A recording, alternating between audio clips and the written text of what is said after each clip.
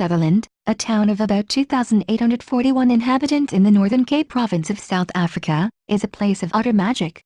After dark when in the absence of city lights, the night sky becomes a deep, impenetrable black arc. The stars are so bright in that blackness you can almost touch them. The feeling that overcomes you is one of awe.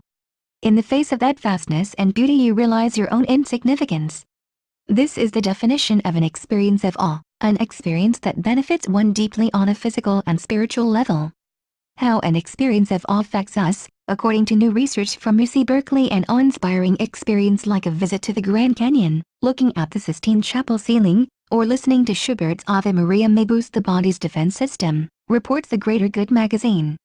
Researchers have linked positive emotions, especially the awe we feel when touched by the beauty of nature, art, and spirituality, with lower levels of pro-inflammatory cytokines, which are proteins that signal the immune system to work harder. Researchers say that we need to have more awe-inspiring experiences in life because it boosts happiness and the immune system, protecting us against things like depression and autoimmune diseases. Our findings demonstrate that positive emotions are associated with the markers of good health, said Jennifer Steller, a postdoctoral researcher at the University of Toronto and lead author of the study, which she conducted while at UC Berkeley. Cytokines are necessary to fight infection, disease and trauma, but sustained high levels of cytokines are associated with poor health and such disorders as type 2 diabetes, heart disease, arthritis and even Alzheimer's disease and clinical depression. That awe, wonder and beauty promote healthier levels of cytokines suggests that the things we do to experience these emotions, a walk in nature, losing oneself in music, beholding art, has a direct influence upon health and life expectancy, said UC Berkeley psychologist Deirdre Keltner, a co-author of the study.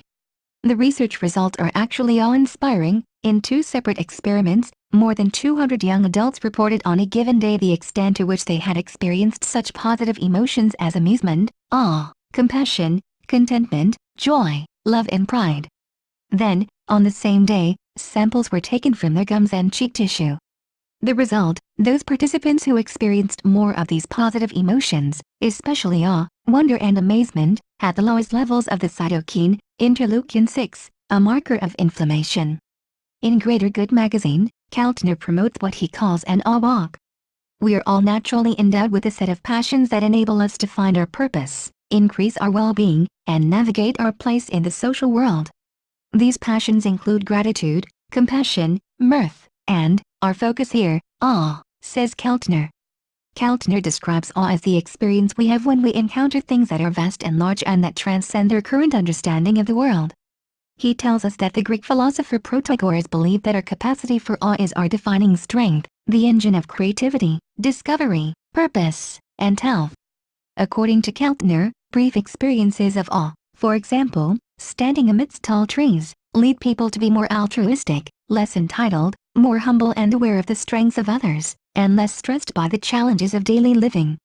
These brief experiences are good for the immune system, stir scientific thought, and give people a better sense of how they are part of larger social collectives.